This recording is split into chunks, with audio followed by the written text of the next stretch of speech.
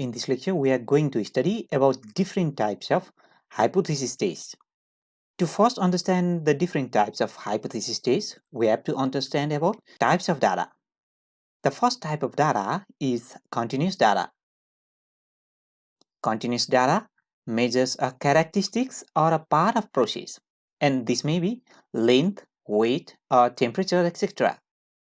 Note that the data can include the fractional or decimal values. This example is taken from the Minitab itself. It gives an example of a food manufacturer who wants to investigate whether the weight of the cereal products is consistent over time. And to collect data, a quality analyst records the weights from the sample of the cereal boxes. So here the data is continuous, and it can continuously increase or decrease depending on the amount of product. So it is in the decimal form. The other type of data that we use for the hypothesis stage is the discrete data. Discrete data is also called attribute data. Attribute data counts the number of defective items or the number of defects per unit. Count data are always the whole numbers. Now there are difference between the defective items and the number of defects per unit. Defective items means number of individual items that are found defective over the period of time. Defects per unit means number of defects in the same container or the same unit. This example is also taken from the Minitab. Inspectors for a light bulb manufacturer went to track the number of broken bulbs. So this time, this is the defective items over the time. To collect the data, inspector examine each light bulb from a sample and assess whether it is broken. They record the number of broken bulbs in each sample. So far, we understood that the procedure and the type of tests we use for doing different hypothesis tests depends upon the type of data that may be continuous or discrete. Let us move further. The discrete data can be used to compare one population with a target. In that case, we may use one proportion test or chi-square goodness of fit test. One proportion test is used to compare the number of defective items with the target percentage. So, it is used in the case where we are counting percentage of defective items versus the target to be achieved. Here, each item is classified into one of the two categories, such as pass or fail, or defective or non-defective. And as already said, you count the number of defective items and compare the percentage of defective with the target percentage. Example is taken from the Minitab itself. Engineers examine a sample of bolts for severe cracks that make the bolts unusable. They record the number of bolts that are inspected and the number of bolts that are rejected. The engineers want to determine whether the percentage of defective bolts is less than 0.2%. In this case, the target is 0.2%.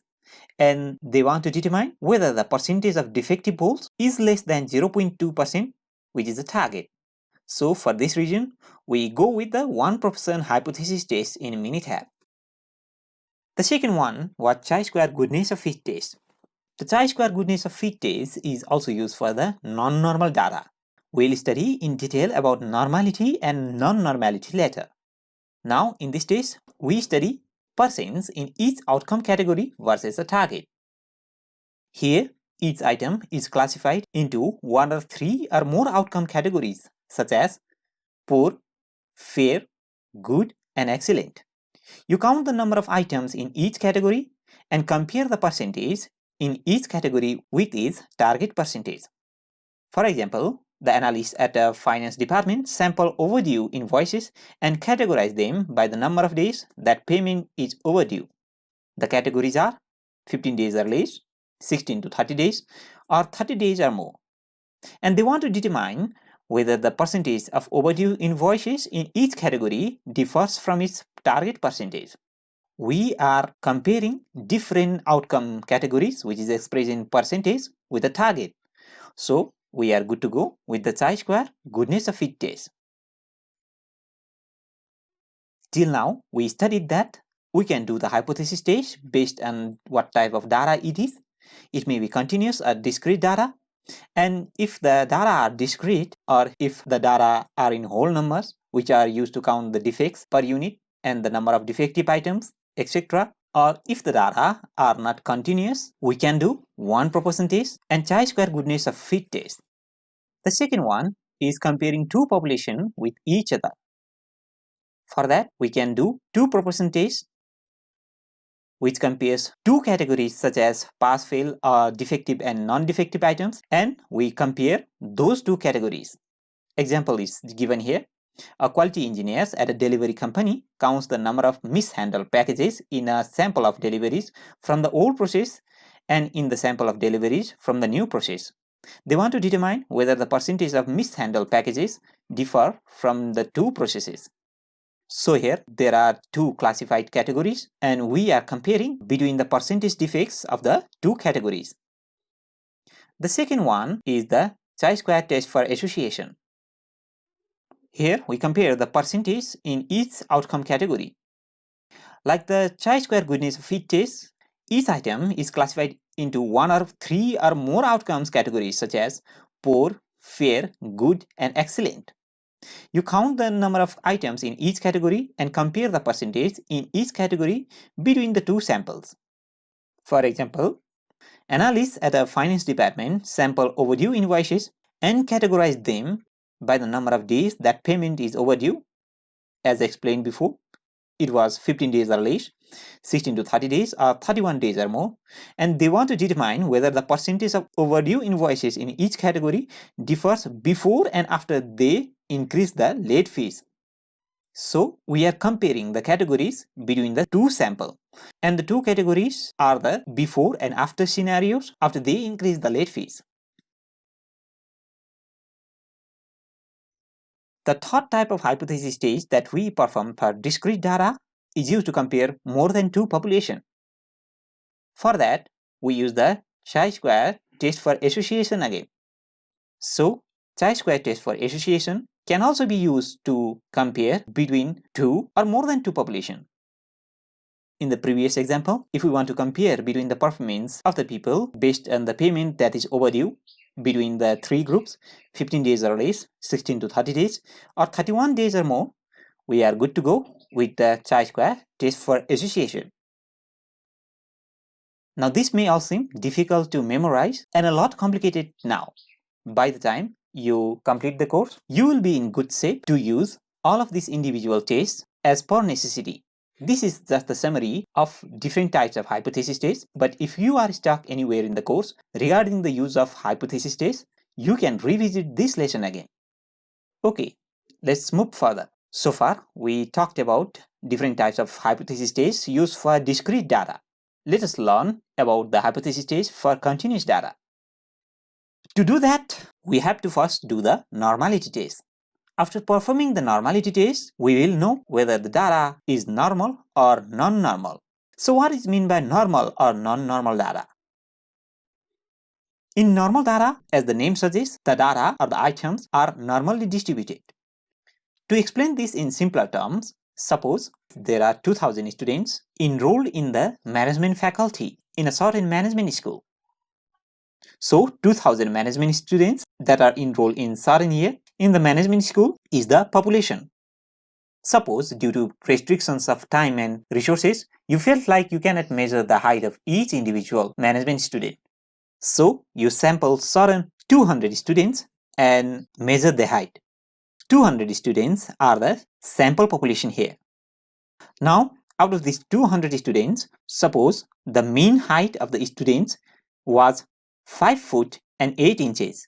So, the mean height or mu is 5 foot and 8 inches. But somehow, you found that some of the students are very short, say 4 foot, and some of them are taller, say 6.5 foot. But you observe that majority of these students are near and around the mean of 5 foot 8 inches. And there are very few number of students who are very tall or very short compared to the mean height.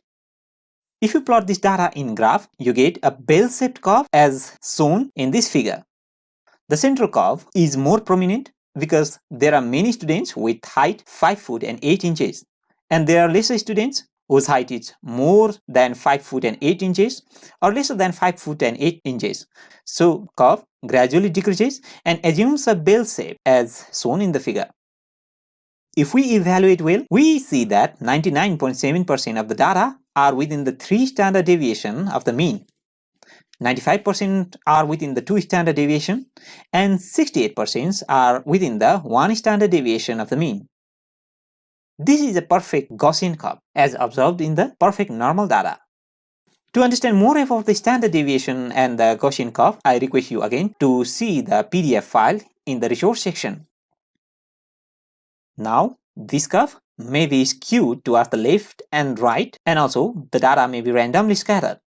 In that case, the data are not normal. So these data are called non-normal data.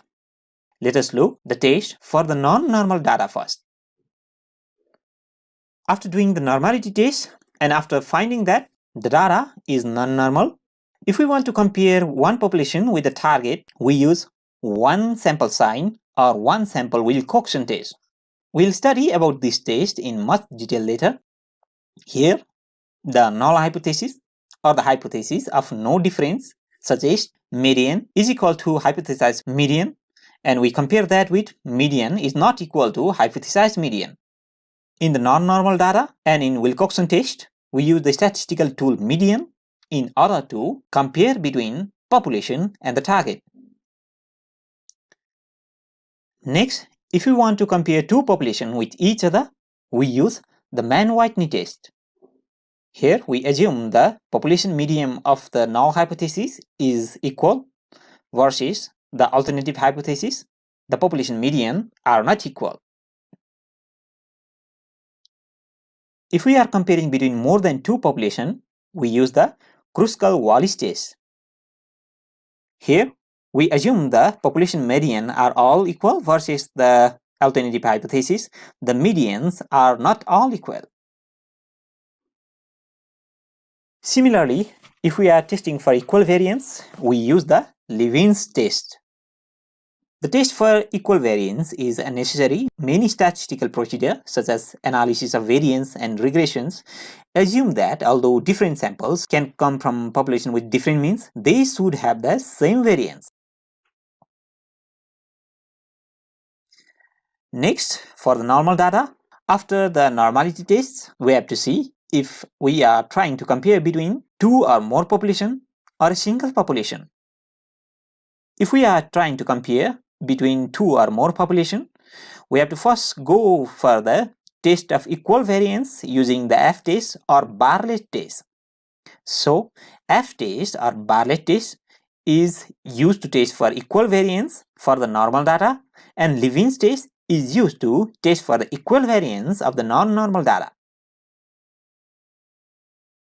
If the variance are equal and if the population is 2 or more than 2, we go with the one-way ANOVA. Example from Minitab is given here. If we want to compare the means of more than 2 processes or more than 2 process conditions to determine whether the mean differ, we go with the one-way ANOVA. For example, quality engineers want to determine whether paint hardness differs depending on the paint blend. They treat several metal test samples with one of the 4 paint blends and then measure the hardness for each blend to determine whether the means differ. So, as we are comparing between 2 or more than 2 population here, we are good to go with one-way ANOVA.